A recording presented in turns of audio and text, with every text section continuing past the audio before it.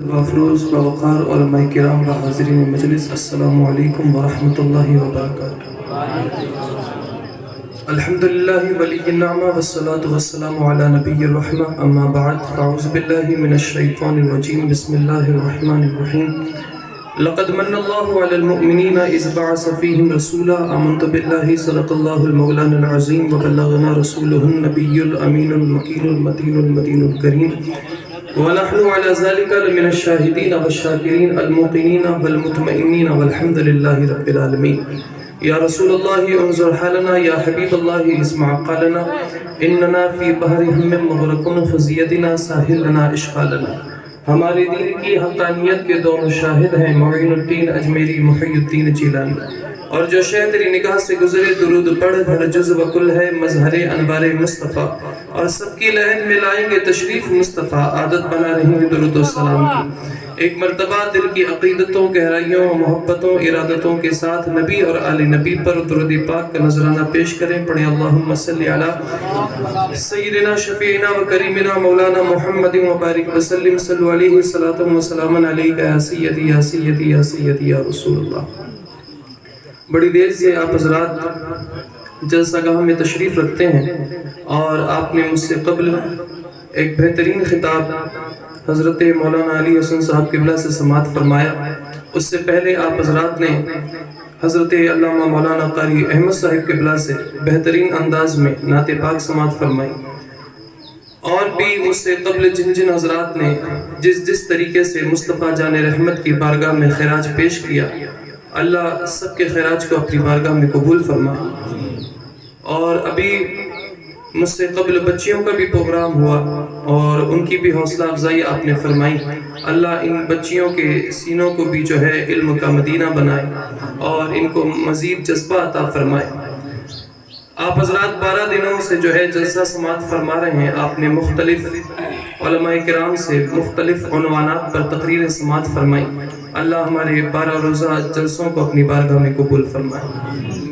آج وہ دن بھی ہمارے سامنے آیا ہے کہ جس دن حضور علیہ الصلاۃ والتسلیم دنیا میں تشریف لائے، اور اس دنیا کو حضور علیہ الصلاۃ والتسلیم نے اپنے دیدار سے سرفراز فرمایا۔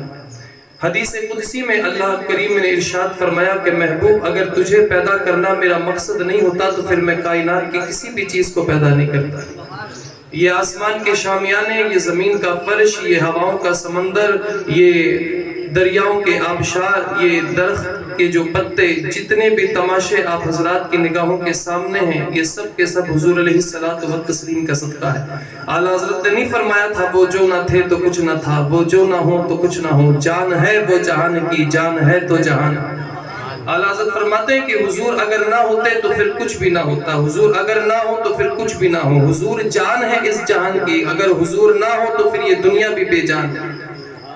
اور آپ حضرات نے 12 روز حضور علیہ الصلاۃ والتسلیم کی شان کے مختصر لیکن بہترین خطاب سماعت فرمائے۔ صحابہ کی سیرت آپ حضرات نے سنی، آپ حضرات نے سب کچھ سن لیا۔ اب تھوڑی دیر کے لیے میں پھر آپ حضرات کے سامنے حاضر ہوا ہوں۔ میں اپنی تقریر کا آغاز ان اشعار کے ساتھ کر رہا ہوں، آپ حضرات توجہ سے سماعت فرمائیے گا۔ حفیظ جالندری نے بڑے بہترین انداز میں حضور علیہ الصلاۃ والتسلیم کے میلاد کا ذکر کیا۔ حفیظ کہتا ہے کہ تلسم کن سے قائم بزم ہست و بود ہو جانا، اشارے سے ہی موجودات کا موجود ہو جانا۔ یہ کس کی جستجو میں مہر عالم تاب پھرتا تھا، ازل کے روز سے بے تاب تھا، بے خواب پھرتا تھا۔ کروڑوں رنگتیں کس کے لیے ایام نے بدلی، پیاپے کروٹیں کس دن میں صبح و شام نے بدلی۔ معین وقت آیا زور باطل گھٹ گیا آخر، اندھیرا مٹ گیا ظلمت کا بادل چھٹ گیا آخر۔ خلیل اللہ نے جس کے لیے ہر وقت دعائیں کی، ذبیح اللہ نے وقت ذبح جس کی التجائیں کی۔ جو بن کے روشنی دیدہ یعقوب میں آیا، جسے یوسف نے اپنے حسن کے نئے رنگ میں پایا۔ کلیم اللہ کا دل روشن ہوا جس فشانی سے، وہ جس کی آرزو بھڑکی جواب لم ترانی سے، وہ جس کے نام سے داؤد نے نغمہ سرائی کی، وہ جس کی یاد میں شاہ سلیمان نے گدائی کی۔ اور آگے حفیظ جالندری کہتا ہے کہ دل یحییٰ میں ارما رہ گئے جس کی زیارت کے، لب عیسیٰ پہ آئے باس جس کی شان رحمت کے۔ وہ دن آیا کہ پورے ہو गए तौरात के वादे, खुदा ने ईफा कर दिए आज हर बात के वादे। आगे हफीज यही नहीं रुका, आगे अब हुजूर का मिलाद देखें कैसे मनाता है। हफीज जालंधरी कहता अभी जिब्रील उतरे भी न थे काबे के मिंबर से कि इतने में सदा आई ये अब्दुल्लाह के घर से, मुबारक हो के दौरे राह तो आराम आ पहुंचा, निजाते दाइमी की शक्ल में इस्लाम आ पहुंचा, मुबारक हो के खत्मुल मुरसली तशरीफ ले आए, जनाबे रहमतुल लिल आलमीन तशरीफ ले आए। वो आए जिनके हाथों से सखा का मिह बरसता था, वो आए जिनके सजदों के लिए काबा तरसता था, फरिश्तों की सलामी देने वाली फौज गाती थी, जनाबे आमिना सुनती थी ये आवाज। अब मैंने हफीज के शेर सुनाए और मैं हुजूर आला हजरत के शेर ना पढ़ूं तो फिर बात पूरी नहीं होगी। आला हजरत फिर अपने अंदाज में कुछ यूं कहते हैं, कसर बाकी न रखी बज़ में इनका जगमगाने में, अरब में चांद निकला चांदनी फैली जमाने में, किसी शय की तमन्ना ही नहीं हमको जमाने में, मदीना लिख दिया जाए हमारे आबोदाने में, हिरा के गार से शमए नबुव्वत की किरण उठी, उजाला ही उजाला हो गया अरसों ज़माने।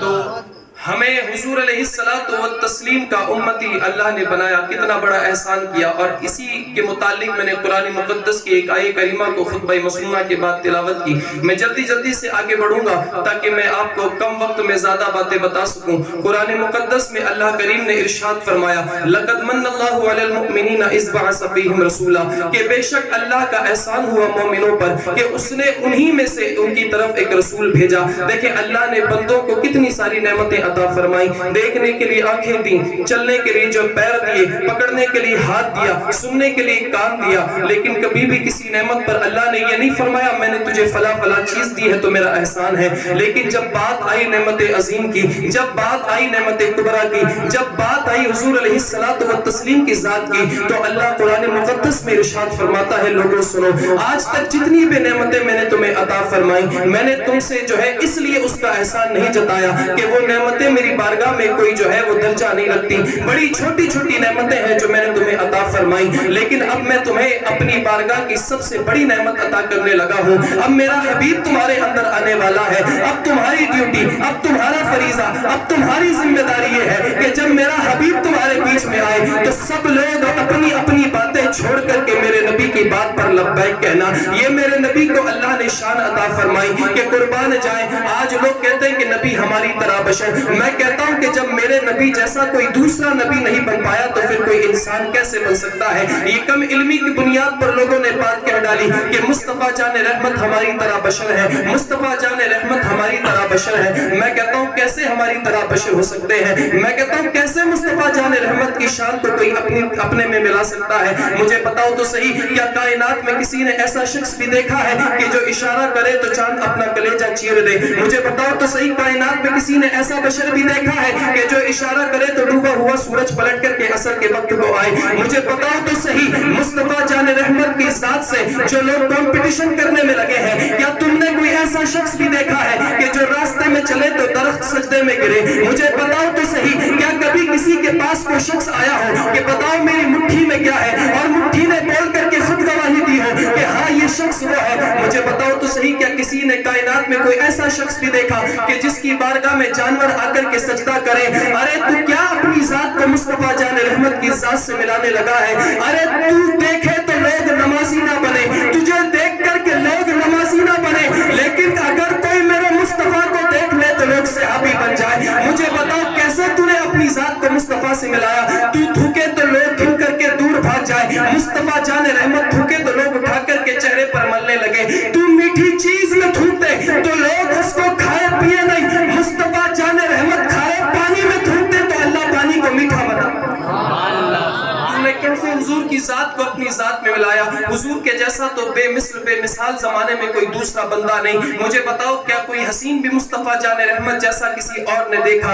आप अगर मुस्तफा जाने रहमत का हुस्न देखें तो एक वाकया मैं आपको बताता चलूं। हुजूर अलैहिस्सलातु व तस्लीम एक दिन मदीने के बाहर तशरीफ ले गए, एक काफले ने पड़ाव डाला हुआ था। हुजूर ने देखा उन काफले वालों के पास ऊंट बड़े अच्छे हैं। हुजूर उनके पास गए, देखा कि एक सुर्ख कलर का ऊंट बड़ा अच्छा है। हुजूर ने फरमाया मुझे तुम्हारा ये ऊंट बड़ा अच्छा لگا کیا بیچتے ہو؟ اب نہیں بھی بیچنا تھا، حضور نے پوچھ لیا تو پھر انکار کرنے کی کس کی طاقت تھی؟ کہا ہاں بیچتے ہیں۔ کہا کتنے کا؟ کہا اتنے کا۔ تو حضور نے فرمایا دیکھو میں سیر کی غرض سے نکلا تھا، میں کوئی تجارت کی غرض سے تو نکلا نہیں تھا، میرے پاس ابھی اتنی رقم موجود نہیں ہے، تو اگر مناسب سمجھو تو یہ اونٹ تم مجھے دے دو، میں اس کی رقم تمہیں بھجوا دوں گا۔ کہا کہ جیسا آپ کو مناسب لگے آپ وہ کام کریں۔ حضور وہ اونٹ لے کر کے چلے گئے۔ جب تک حضور نگاہوں کے سامنے تھے کسی کی مجال نہیں ہوئی کہ کوئی بات بولے، کسی کی مجال نہیں ہوئی کہ چے میں گوئیاں کرے، لیکن جیسے حضور آنکھوں سے اوجھل ہوئے تو کسی کہنے والے نے کہا یار تم نے اتنا قیمتی سرخ اونٹ جو ہے اس بندے کو دیا، کیا تمہیں اس کا نام معلوم ہے؟ کہا نہیں نام نہیں معلوم۔ کہا اس کا پتہ ہے؟ کہا نہیں ایڈریس بھی نہیں معلوم۔ تو کہا یار پھر تم نے اتنا قیمتی اونٹ اس کو کیسے دے دیا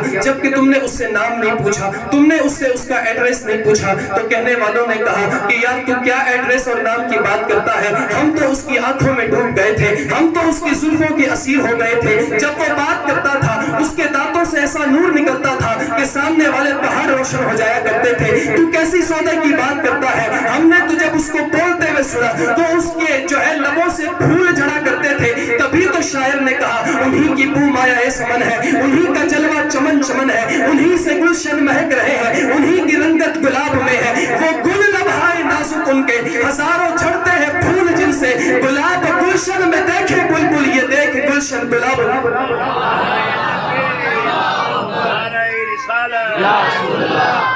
کہا کہ تم کیا سودے کی بات کرتے ہو؟ تو کسی شریر نے اپنی آواز کو بلند کیا، کہا کہ اب تم کوئی بھی بات کہو لیکن حقیقت تو یہ ہے کہ وہ تمہارا اونٹ چوری کر کے لے گیا۔ تو جب حضور پر چوری کا الزام لگنے لگا تو خیمے میں بیٹھی قافلے کے سردار کی بیوی نے آواز لگائی کہ خبردار اس نوجوان کو کوئی چور نہ کہنا، اگر اس نے تمہارے اونٹ کی قیمت نہ بھی دی تو اس کی قیمت میں تمہیں ادا کروں گی۔ تو قافلے والوں نے کہا چلو اچھا ہے کوئی تو اس کو جانتا ہے۔ تو قافلے کے سردار کی بیوی نے کہا قسم خدا کی میں بھی نہیں جانتی۔ تو لوگوں نے کہا پھر تم اس کی ضمانت کیسے دیتی ہو، پھر تم اس کی گارنٹی کیسے لیتی ہو؟ تو قافلے کے سردار کی بیوی نے کہا جب تم اس سے سودا کر رہے تھے میں نے خیمے کی آڑ سے اس کا چہرہ دیکھا اور قسم خدا کی جو اتنا خوبصورت ہو وہ جھوٹا ہو نہیں سکتا، تو اب تم اگر مصطفیٰ کو اپنی طرح بشر کہتے ہو پھر جاؤ نا تم بھی کسی بازار میں کرو تم بھی پھر کسی چیز کا سودا، میں بھی دیکھتا ہوں کہ تمہارے حسن کو دیکھ کر کے کوئی تمہارا اسیر کیسے بنتا ہے، میں بھی دیکھتا ہوں کہ پھر تمہاری گارنٹی کوئی انجان کیسے لیتا ہے۔ جب حضور علیہ السلام کی گارنٹی قافلے کے سردار کی بیوی نے لی اتنے میں ہی دو صحابہ کرام ان کے پاس تشریف لائے اور آ کر کے کہا کہ ابھی ہمارے نبی نے تم سے جو اونٹ خریدا ہے انہوں نے یہ قیمت تمہاری بھیجی ہے اور تمہاری ضیافت کے لیے کچھ کھجوریں بھی بھیجی ہیں۔ ان لوگوں نے کہا کہ یار اس قیمت کو ہٹا، اس کھجور کو بھی ہٹا، بتا تو صحیح کہ وہ پیارا کون تھا، بتا تو صحیح کہ وہ بندہ کون تھا۔ کہا وہ مسلمانوں کے آخری نبی ہے، ان کا نام محمد ہے، وہ مدینے میں تشریف رکھتے ہیں۔ تمام قافلے والوں نے یک آواز میں کہا اب قیمت چھوڑ دے، اب تو کیا اونٹ کی قیمت کی باتیں کرتا ہے، ہم نے اپنی جان کا سودا اس کے بازار میں کر دیا ہے، اب ہمیں بھی تو اپنے ساتھ لے کر کے اس کا غلام بنا۔ سبحان اللہ۔ تو یہ حضور کا حسن تھا جو دیکھتا تھا حضور علیہ السلام کا عاشق بن جایا کرتا تھا۔ وہ آئے تھے نا حضرت عامر بن دوس بھی، قبیلہ دوس کے سردار، حضرت ابو ہریرہ جس قبیلے سے تعلق رکھتے ہیں وہ قبیلہ دوس کہتا ہے کہ کہلاتا ہے۔ حضرت ابو ہریرہ کا نام آپ نے سنا ہوگا، جلیل القدر صحابی رسول ہے، ان کے بارے میں آتا ہے کہ ان کا ذہن بڑا کمزور تھا، کوئی بات ان کو یاد نہیں رہتی تھی۔ ایک دن حضور علیہ السلام کے پاس حاضر ہوئے، آ کر کے کہنے لگے حضور میں تو ہلاک ہو گیا، میں برباد ہو گیا۔ سرکار نے فرمایا ابو ہریرہ تجھے کیا ہوا؟ حضرت ابو ہریرہ عرض کرنے لگے یا رسول اللہ جب قیامت کے دن کل مجھ سے پوچھے گا میں نے تجھے میرے نبی کی صحبت دی تھی، میں نے تجھے میرے نبی کی محفلوں میں جگہ دی تھی، بتا تو صحیح میرے نبی کی محفل سے کون سے قیمتی موتی تو بٹور کر کے لایا ہے؟ تو حضور میرا تو ذہن اتنا کمزور ہے کہ کوئی بات سنتا ہوں تو بھول جاتا ہوں، تو جب کل قیامت کے دن مولا مجھ سے سوال کرے گا میں کیا جواب دوں گا؟ سرکار علیہ السلام نے فرمایا ابو ہریرہ کیوں پریشان ہوتا ہے، میرے پاس آ، اگر تیرے پاس کوئی مشکل رہتی بھی ہے تو کیوں ٹینشن لیتا ہے؟ اللہ نے مجھے بھی مشکل کشا بنا کر کے بھیجا ہے۔ حضرت ابو ہریرہ کہتے ہیں کہ حضور نے مجھے اپنے پاس بلایا اور فرمایا کہ چادر لے کر کے ایسے کھڑے ہو جا، میں چادر لے کر کے کھڑا ہو گیا، حضور نے اپنے ہاتھوں کو ایسے کر کے میری چادر میں ڈالا۔ حضرت ابو ہریرہ کہتے ہیں کہ بظاہر تو مجھے کوئی چیز نظر نہیں آ رہی تھی کہ حضور نے کس چیز میں اپنا ہاتھ ڈالا تھا، لیکن وہ ہماری طرح تو تھے نہیں کہ کوئی چیز سامنے ہو تبھی وہ چیز میں ہاتھ ڈال سکے۔ یقیناً حضور نے اگر ہاتھ ڈالا ہوگا تو یا تو حوض کوثر میں ڈالا ہوگا ہوگا یا جنت کے کسی دریا میں ڈالا ہوگا۔ ابو ہریرہ کہتے ہیں کہ یار جو نبی اتنا پاور رکھتا ہے کہ نماز پڑھائے تو ہاتھ آگے بڑھائے اور فرمائے کہ میں نماز میں تھا، میرے سامنے اللہ نے جنت کو رکھا تو میں نے جنت میں ایک انگور کا خوشہ دیکھا، میں نے اس کو لینے کے لیے ہاتھ آگے بڑھایا اور قسم خدا کی اگر میں وہ انگور کا گچھا لے آتا تم قیامت تک کھاتے رہتے، وہ انگور کا گچھا ختم نہیں ہوتا۔ تو یار جس نبی کا اختیار یہ ہے مسجد نبی میں کھڑا ہو اور ہاتھ آگے بڑھائے تو جنت تک ہاتھ پہنچے، تو حضرت ابو ہریرہ کہتے ہیں پھر اگر وہ ہاتھ یوں ڈالے تو حوض کوثر میں کیسے نہ پہنچے۔ حضرت ابو ہریرہ کہتے ہیں حضور نے 3 بار اپنے ہاتھوں کو ایسے کر کے میری چادر میں ڈالا، چوتھی مرتبہ مجھ سے فرمایا ابو ہریرہ اب اس کو اپنے سر پر اوڑھ لے۔ ابو ہریرہ کہتے ہیں میں نے اپنے سر پہ چادر کو اوڑھا، اس کے بعد اللہ نے ذہن اتنا تیز کیا کہ اب تک مجھے ایک بات بھی یاد نہیں رہتی تھی، لیکن اس کے بعد جب تک میں دنیا میں زندہ رہا کوئی بات سنتا تھا سن کر کے فوراً یاد ہو جایا کرتی تھی۔ اب وہ ابو ہریرہ جو ایک حدیث یاد کرنے کے لیے جو ہے پریشان گھوم رہے ہیں، آج ان کی شان یہ ہوئی کہ اکیلے حضرت ابو ہریرہ سے 4364 روایتیں مر گئی۔ سب سے زیادہ روایتیں اگر ایک صحابی سے مروی ہیں تو وہ جناب ابو ہریرہ کی ذات ہے۔ 4364 روایتوں کے جو ہے راوی حضرت ابو ہریرہ ہے۔ خیر حضرت ابو ہریرہ کے بارے میں نہیں بتا رہا تھا، بتا رہا کہ تھا کہ جس قبیلے سے حضرت ابو ہریرہ کا تعلق ہے اس قبیلے کا نام قبیلہ دوس ہے، اس کے سردار حضرت عامر بن دوس ابھی ایمان نہیں لائے تھے کہ مکہ آئے کعبے کا طواف کرنے کے لیے، تو ابو جہل اور اس کی کمپنی والوں نے حضرت عامر بن دوس کو دیکھا تو کہنے لگے کہ یار تو مکہ تو آ گیا ہے لیکن ہم تجھے ایک شخص کا پتہ بتاتے ہیں کہ تو اس کے پاس نہ جانا، یار وہ جادوگر ہے جس سے ملتا ہے اس کو اپنا دیوانہ بنا لیتا ہے، تو اس کے پاس نہ جانا، جو اس سے بات کرتا ہے وہ اس کا ہو کر کے رہ جاتا ہے۔ عامر بن دوس نے کہا کہ ٹھیک ہے، میں کوئی کسی سے ملاقات کرنے کے لیے مکہ تو نہیں آیا، میری غرض تو کعبے کا طواف ہے، میں نے طواف کر کے چلے جانا۔ حضرت عامر بن دوس کہتے ہیں کہ میں کعبے کے پاس گیا، میں نے طواف کرنا شروع کیا، میں طواف کرنا جب شروع کیا تو ایک کعبے کی دیوار کے سامنے حضور علیہ الصلوۃ والتسلیم درخت کے کنارے بیٹھ کر کے اللہ کا ذکر کر رہے تھے، میں نے طواف شروع کیا، میں آگے بڑھا، جب میں کعبے کے دوسرے کنارے پر پہنچا تو میری نظر حضور علیہ الصلوۃ والتسلیم پر پڑی، میں نے ابو جہل کو بلایا، بلا کر کے اس سے کہا کہ یار یہ اتنا خوبصورت نوجوان کون ہے، یہ اتنا خوبصورت نوجوان کون ہے کہ جس کا چہرہ چاند سے زیادہ چمکدار ہے، جس کی آنکھیں جھیل سے زیادہ گہری ہیں، مجھے بتا تو صحیح یہ نوجوان کون ہے۔ ابو جہل نے کہا ہوا یہ وہی تو ہے جادوگر، اس کے پاس نہ جانا۔ حضرت عامر بن دوس کہتے ہیں کہ میں آگے چلا گیا، میں پھر طواف کرنے لگا، جب میں پھر اس کنارے پر پہنچا میری پھر نظر حضور پر پڑی، میں پھر رک گیا، میں نے پھر پوچھا کہ یار بتا تو صحیح یہ کون ہے، کہا ابھی تو بتایا جادوگر ہے۔ تیسری مرتبہ پھر دیکھا، پھر پوچھا بتا کون ہے، اس نے پھر کہا جادوگر ہے۔ میں نے اپنے دل میں ہی سوچا کہ یار میں کوئی راہ چلتا مجنون تو نہیں، میں کسی محلے کا جو ہے وہ کھیلتا ہوا بچہ تو نہیں، میں بھی قبیلے کا سردار ہوں، لوگوں کے اچھے بروں کا فیصلہ کرتا ہوں، میری خود کی عدالت لگتی ہے، لوگ میرے پاس آ کر کے اپنے جھگڑے کی صلح کروا کر کے جایا کرتے ہیں، تو میں کوئی راہ چلتا انسان تو نہیں، میں کوئی مجنون تو نہیں کہ کسی سے بھی کوئی بات کروں گا اور اس کی بات مان لوں گا، لیکن یار یہ اتنا خوبصورت شخص ہے، جا کر کے اس سے پوچھو تو صحیح کہ یہ کیا کہتا ہے۔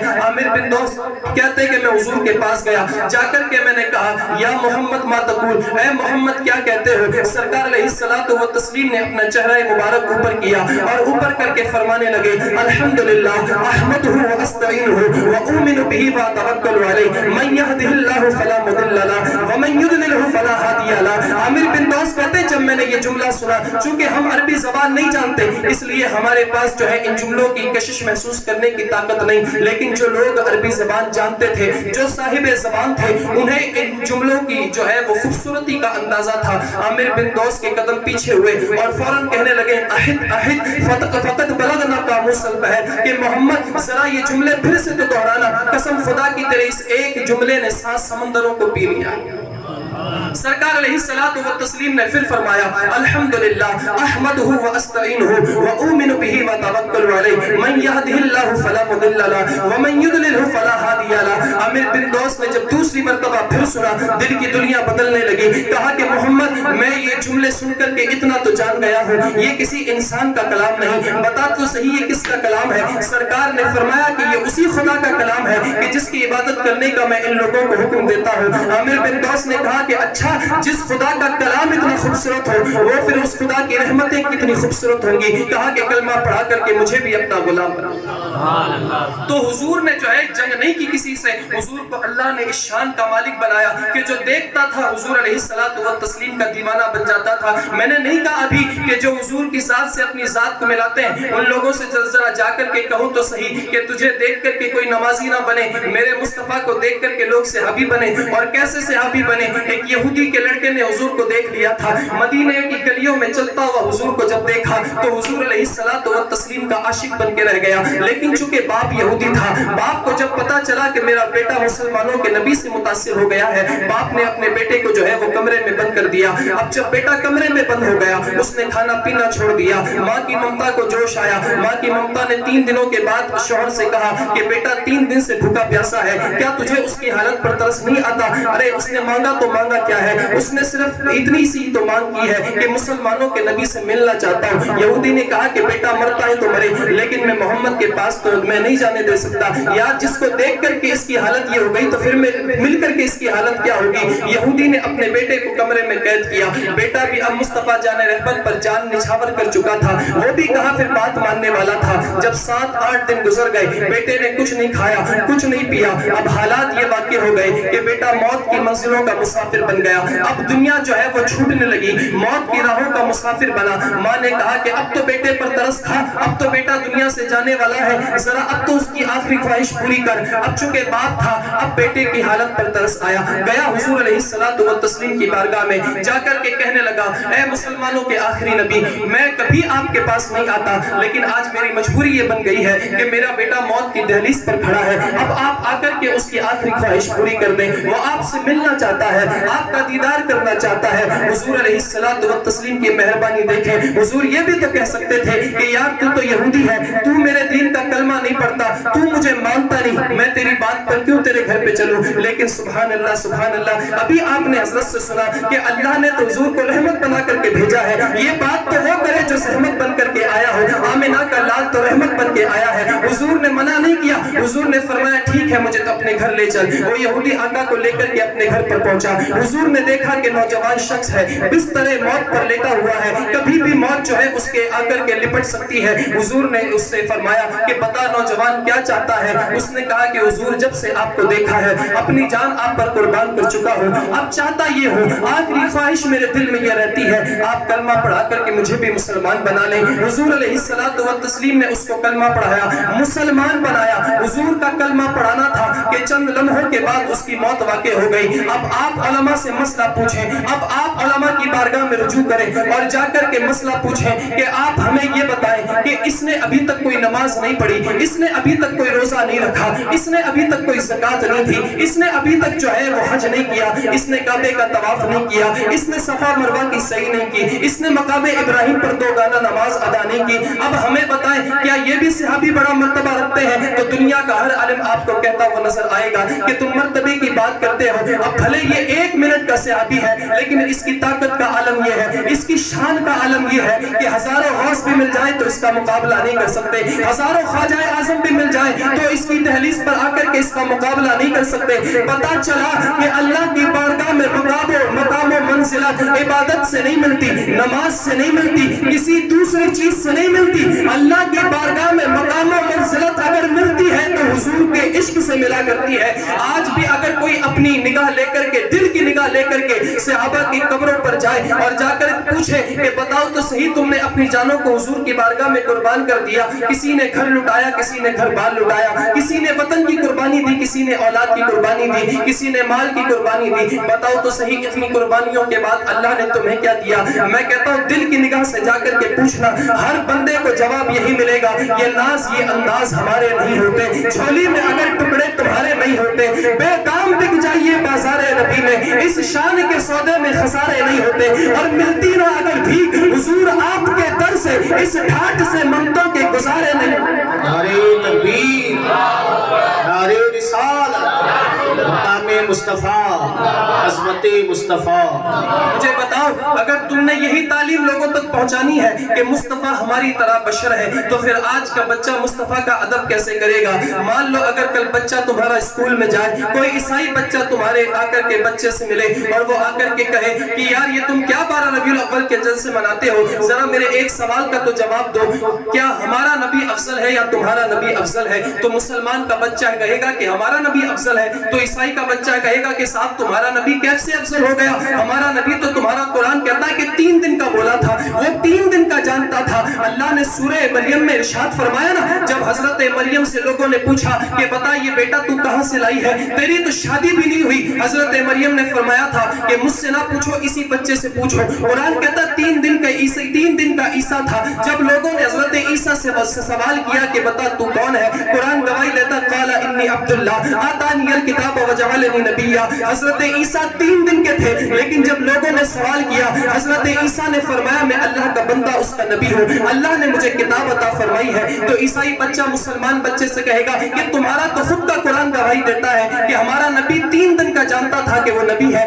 لیکن تمہاری حدیثوں میں تو لکھا ہوا ہے کہ تمہارا نبی 40 سال کے بعد جانا وہ نبی ہے۔ اب جب تم نے حضور کی ذات پر کمپرومائز اختیار کیا، حضور کو معاذ اللہ ان پڑھ بولا، حضور کو اپنی طرح بشر بولا، تو پھر تمہارے بچے نے بھی وہی سیکھا۔ وہ جو ہے ہار کر کے اپنے گھر پہ آیا، اس کو جو ہے جواب نہیں ملا، چونکہ اس کو سکھایا یہ گیا تھا کہ حضور معاذ اللہ 40 سال کے بعد جاننے لگے کہ وہ نبی ہے۔ اس نے حضور کی شان کا مطالعہ نہیں کیا، لیکن سبحان اللہ سبحان اللہ، اب اگر یہی میلاد میں آنے والا بچہ، اب یہی مصطفیٰ جان رحمت کا عاشق بچہ، یہ جب اسکول میں جائے گا، کوئی عیسائی بچہ اس سے جب یہ سوال کرے گا کہ بتا تو صحیح تیرا نبی افضل ہے یا میرا نبی افضل ہے، وہ کہے گا کہ میرا، وہ کہے گا کیسے تیرا نبی تو 40 سال کے بعد جانا کہ وہ نبی ہے، ہمارا نبی 3 دن کا جانتا ہے کہ وہ نبی ہے۔ تو مسلمان کا بچہ فوراً جو ہے حدیث کا تھپڑ اس کے منہ پہ مارے گا اور کہے گا کہ 3 دن کا جاننا کون سی بڑی بات ہے، میں تجھے بتاؤں میرے نبی کی شان کیا ہے۔ میرا نبی تو ارشاد فرماتا ہے کنت نبیا آدم بین الماء والطین، کہ لوگوں میں تو اس وقت بھی نبی تھا جب آدم پانی اور مٹی کے درمیان تھا۔ اب کوئی جانے نہیں کہ مقام مصطفیٰ کیا ہے، کوئی جانے نہیں کہ شان مصطفیٰ کیا ہے، وہ تھک ہار کر کے پھر گھر پہ تو آئے گا، وہ کہاں کسی سے مناظرہ کرنے بیٹھے گا۔ لیکن یہی مصطفیٰ جان رحمت کا ادب اگر باپ نے سینے میں رکھا ہوگا تو وہ بیٹا فوراً کہے گا کہ 3 دن کا بولنا کون سی کمال کی بات ہے۔ ہمارے تو امت کے ولی بھی جو ہے اتنی طاقت رکھتے ہیں کہ جب پیدا ہوتے ہیں تو روزہ رکھ کر کے پیدا ہوتے ہیں۔ ہمارے امت کے تو ولی جب یہ شان رکھتے ہیں تو امت کا نبی کس شان کا مالک ہوگا۔ لیکن ہم نے بچوں کو سکھایا نہیں نا، ہم نے بچوں کو تعلیم نہیں دی، ہم نے یہی سکھایا کہ نبی معاذ اللہ ان پڑھ تھے، نبی تو معاذ اللہ امی لقب والے تھے، ان کو پڑھنا لکھنا نہیں آتا۔ میں نے کہا کہ تم نے یہ کون سی دلیل سے کہا کہ ہمارے نبی معاذ اللہ ان پڑھ تھے؟ کہنے لگے کہ حضور کا لقب امی تھا، اور 63 سالہ زندگی حضور کی اٹھا کر کے دیکھو تو وہ کسی مدرسے میں پڑھنے نہیں گئے، انہوں نے کسی یونیورسٹی سے جا کر کے تعلیم حاصل نہیں کی، ان کا کوئی استاذ نہیں۔ میں نے کہا بے وقوف، اگر استاذ کوئی انسان نہیں دنیا میں تو تو نے حضور کو ان پڑھ کہہ دیا، تو پھر تو نے قرآن کی آیت کا انکار کر دیا۔ اللہ تو قرآن میں فرماتا ہے الرحمن علم القرآن، کہ لوگوں سنو میرے نبی کو ان پڑھ نہ کہنا، چونکہ انسان اگر استاذ بنتا ہے تو شاگرد سے زیادہ استاذ کے پاس علم ہوتا ہے، اور میں نے اپنے نبی سے زیادہ علم کسی کو نہیں دیا، تو میرے نبی کا استاذ کو انسان اب بن ہی نہیں سکتا۔ میرے نبی کا استاذ بن سکتا ہے تو پروردگار بن سکتا ہے۔ قرآن نے جو ہے وہ حوالہ پیش کر دیا، قرآن کہتا الرحمن علم القرآن، کہ رحمان وہ ہے کہ جس نے اپنے حبیب کو قرآن سکھایا ہے۔ مجھے بتاؤ تو صحیح، تم نے کم علمی کی بنیاد پر کہہ ڈالا کہ نبی معاذ اللہ امی تھے، نبی معاذ اللہ ان پڑھ تھے۔ شاعر نے کتنی خوبصورت بات کہی، کون کہتا ہے امی تھے رسول اکرم، بات کہنے کا نہ کسی کو کرینا آیا، کوئی اور ہوتا بہتر تو پڑھاتا ان کو، پڑھ کر خدا سے جو شاہ مدینہ۔ تم نے اپنی عقل کے گھوڑے دوڑا کر کے حضور کو جو ہے وہ جاننا چاہا، حضور کو پہچاننا چاہا، اس لیے تم مصطفیٰ کے گستاخ بنے، لیکن حضور کو اپنی عقل کے گھوڑے دوڑا کر کے نہ سمجھے۔ حضور علیہ الصلوۃ والتسلیم کی جب شان سنا کرے تو تسلیم کیا کرے، ہاں ہمارا نبی ایسا۔ اس نے یوسف پہ کٹی مصر میں انگشت سنا۔ شاعر کہتا ہے کہ جب لوگوں نے حضرت یوسف کو دیکھا، زلیخا کی سہیلیوں نے حضرت یوسف کو دیکھا تو حضرت یوسف کو دیکھ کر کے اپنی انگلیوں کو کاٹ بیٹھی، لیکن میرے نبی کی تو شان اللہ نے یہ رکھی۔ آج 1400 سال کے بعد، آج 1450 سال کے بعد نیوار گھر کا کوئی مسلمان اس نے حضور کو دیکھا تھوڑی ہے، اس نے تھوڑی حضور کا دیدار کیا ہے، لیکن قربان جائے اس نے تو صرف قرآن میں سنا کہ جس کے چہرے کو قرآن نے والضحیٰ کہا، جس کی زلفوں کو قرآن نے واللیل کہا، جس کے سینے کو قرآن الم نشرح لک صدرک کہتا ہے، جس کی سیر کو قرآن سبحان الذی اسری کہتا ہے، جس کی نظر کی شان یہ کہ قرآن ما زاغ البصر وما طغی کہے، جس کے کلام کا عالم یہ کہ قرآن وما ینطق عن الہوی کہے، جس کی زندگی ایسی کہ قرآن لقد کان لکم فی رسول اللہ اسوۃ حسنہ کہے، جس کے لقب ایسے کہ قرآن یاسین اور طٰہٰ کہے، جس کے گھڑیاں جس کی زندگی کے لمحات، جس کی زندگی کے گھڑی ایسی ہو کہ قرآن کہے وللآخرۃ خیر لک من الاولی۔ اب آج کے نیوار گھر کے مسلمان نے جو 1450 سال کے بعد پیدا ہوا، اس نے حضور کو دیکھا تو نہیں لیکن قرآن میں حضور کا صرف ذکر سنا، لیکن آج کتنی محبت ہے مسلمان کے دل میں کہ آج 1450 سال کے بعد بھی اب اگر کوئی بندہ حضور کی ذات پر اگر گستاخی کرتا ہوا نظر آتا ہے تو یہ 1450 سال کے بعد کا مسلمان بھی اپنی گردن کٹوانے کو تیار رہتا ہے۔ تو جس نے یوسف کو دیکھ کر کے انگلیوں کو کاٹا، اس نے کیا کمال کر دیا، اس نے تو دیکھا پھر کاٹی، یہاں تو بن دیکھے مسلمان گردن کٹوانے کو تیار۔ اور یہ اللہ نے اپنے حبیب کو شان دی، یہ اللہ نے اپنے حبیب کو مرتبہ دیا۔ قربان جائیں اللہ نے ہمیں اس نبی کا امتی بنایا کہ جس نبی کا امتی ہونے کے لیے خود 12 نبیوں نے دعا مانگی کہ اللہ ہمیں تیرے نبی کی امت میں پیدا فرما۔ تو ہم اس آقا کا میلاد منانے کے لیے یہاں پر بیٹھے ہیں کہ جس کا کردار بے مثال، جس کی رفتار بے مثال، جس کی گفتار بے مثال، جس کا اٹھنا بے مثال، جس کا بیٹھنا بے مثال، جس کا دنیا میں آنا بھی بے مثال، جس کا دنیا سے جانا بھی بے مثال۔ تو ہم کیوں نہ اس نبی کا تذکرہ کریں؟ مجھے بتاؤ ہمیں لوگ سنی کہا کرتے ہیں، کیا کہتے ہیں؟ سنی کہا کرتے ہیں۔ سنی کی سب سے آسان تعریف کروں نا تو کہتے ہیں جو سن کر کے مان لے، جو سن کر کے مان لے، وہ حوالوں کی طلب نہ کرے کہ بتاؤ یہ کہاں لکھا ہے، یہ کہاں لکھا ہے۔ حالانکہ میلاد کے ہزاروں حوالات ہیں کہ میں اگر آپ کو دوں تو یہ مجلس ختم ہی نہ ہو پائے ان حوالوں سے، اتنے حوالے ہیں میلاد۔ لیکن چونکہ سنی اس کی تعریف یہی ہے کہ وہ سن کر کے تسلیم کرتا ہے۔ اچھا میں آپ کو سیدھی سادہ سی مثال دوں، مجھے بتاؤ کہیں پھول کا ذکر ہو رہا ہو اور بلبل حوالہ مانگے، ایسا ہوتا ہے؟ کہیں شمع کا ذکر ہو رہا ہو اور پروانہ کہے کہ مجھے دلیل دو، ایسا کبھی ہوتا نہیں؟ وہ تو شمع جلتے دیکھتا ہے جا کر کے اس میں جل جاتا ہے۔ تو عاشق جو ہے کبھی بھی دلیل، کبھی بھی حوالے کا طلبگار نہیں ہوتا۔ عاشق کے سامنے تو جب معشوق کی بات ہوتی ہے وہ سر تسلیم خم کر لیتا ہے، وہ دل کی نگاہ جھکا لیا کرتا ہے، وہ کہتا ہے کہ اب میری عقل ختم ہو گئی، مصطفیٰ کی بات شروع ہو گئی، میری ذات ختم ہو گئی، مصطفیٰ جان رحمت کی شان شروع ہو گئی۔ اب مجھ سے نہ پوچھو کہ حوالہ کہاں ہے، اب مجھ سے نہ پوچھو کہ لکھا ہوا کہاں ہے، اب مجھ سے نہ پوچھو کہ کون سی کتاب میں لکھا ہے، مجھ سے پوچھنا چاہتے ہو تو اتنا پوچھو کہ بتا تو حضور سے محبت کرتا یا نہیں کرتا؟ میں تو صرف تم کو اس بات کا جواب دوں گا کہ ہم تو حضور سے اتنی محبت کرتے ہیں کہ آدھی رات میں بھی آ کر کے کوئی کہے کہ حضور کی شان میں وہاں گستاخی ہوئی ہے تو ہم تو نیند اور بستر چھوڑ کر کے بھی میدان جہاد میں اتریں گے۔ یہ ہمارا عشق ہے حضور علیہ الصلوۃ والتسلیم کے لیے، تو ہمارا عشق کبھی بھی کم نہیں ہوگا۔ اللہ نے ہمارے سینے میں عشق رسول کی شمع روشن کر ڈالی ہے اور اب یہ عشق کبھی کم نہیں ہو پائے گا۔ تو مبارکباد کے حضرات ہیں، مبارکباد کے جو ہے لائق آپ حضرات کہ 12 دنوں سے آپ حضرات ان جلسوں کو سماعت فرما رہے ہیں، 12 دن آپ حضرات یہاں پر آ کر کے تشریف رکھتے ہیں، آپ نے مختلف عنوانات پر تقریریں سماعت فرمائی۔ انشاءاللہ اگلے سال پھر اسی رونق کے ساتھ ان جلسوں کا انعقاد کیا جائے گا۔ اللہ اس سے زیادہ لگن کے ساتھ ہمیں اگلے سال میلاد رسول منانے کی توفیق عطا فرمائے۔ ان محفلوں کا بنیادی مقصد یہی ہوا کرتا ہے کہ لوگوں کو پتہ چلے مصطفیٰ جان رحمت کی شان کیا ہے، اور لوگوں کو پتا چلے کہ مصطفیٰ جان رحمت ہمارے لیے کون سی دولت اللہ کی بارگاہ سے لے کر کے آئے، ہمیں پتا چلے مصطفیٰ جان رحمت کی شریعت کیا، ہمیں پتا چلے مصطفیٰ جان رحمت کی تعلیم کیا، ہمیں پتا تو چلے کہ مصطفیٰ جان رحمت جو قرآن لائے اس قرآن کی شان کیا، ہمیں پتا تو چلے کہ جو قرآن جو نوری کتاب بن کر کے ہمارے پاس آئی اس میں ہمارے لیے پیغام کیا۔ آپ سب قرآن مقدس کی تلاوت کریں، جنہیں پڑھنا آتا ہے ان کو مبارکباد، جنہیں نہ پڑھنا آتا ہو وہ مدرسے کی طرف رجوع کریں، اپنے امام صاحب کی طرف رجوع کریں اور ان سے جا کر کے قرآن سیکھیں۔ مجھے بتاؤ حضور علیہ الصلوۃ والتسلیم کا سب سے بڑا معجزہ قرآن ہے، جب اس سب سے بڑے معجزے سے ہم غافل رہیں گے تو حضور کی دوسری شان سے ہم کیسے آشنا ہو سکتے ہیں؟ تو قرآن مقدس کی تعلیم سیکھیں، اپنے بچوں کو سکھوائیں، اور صحیح مخارج کے ساتھ الحمدللہ آپ کے محلے میں مدرسے میں جب قرآن مقدس کی تعلیم ہو رہی ہے، بچوں کو تمیز سکھائی جا رہی ہے کہ ہاں ایسے نکلے گا، ہاں ایسے نکلے گا، قرآن مقدس میں یہاں وقف کرنا یا وقف نہیں کرنا، یہ وقف لازم ہے، یہ لہن جلی ہے، یہ لہن خفی ہے، یہاں پر وقف کرو گے تو کتنے لفظ پہلے سے لوٹاؤ گے، یہاں پر وقف کرو گے تو کتنے لفظ پہلے سے جو ہے وہ تم کو لوٹانا پڑے گا۔ تو ہر چیز کی جو ہے وہ تمیز کے ساتھ بچوں کو قرآن مقدس کی تعلیم دی جا رہی ہے۔ ہمارے پاس یہ اچھا موقع ہے کہ خود بھی سیکھیں، بچوں کو بھی سکھوائیں۔ ان محفلوں کا بنیادی مقصد یہی ہے کہ لوگوں تک اسلامی تعلیمات پہنچیں۔ آج جو دیش میں، آج جو ملک میں، آج جو دنیا میں یہ فتنے اور فساد کا ماحول برپا ہو رکھا ہے، آج جو بھائی چارگی کا پیغام آج ہم دیکھتے ہیں کہ ختم ہوتا جا رہا ہے، یہ اسی وجہ سے ہو رہا ہے کہ ہم نے اسلامی تعلیمات کو ٹھیک سے نہیں پڑھا، ہم نے جو ہے مصطفیٰ جان رحمت کی تعلیمات کا ٹھیک سے مطالعہ نہیں کیا۔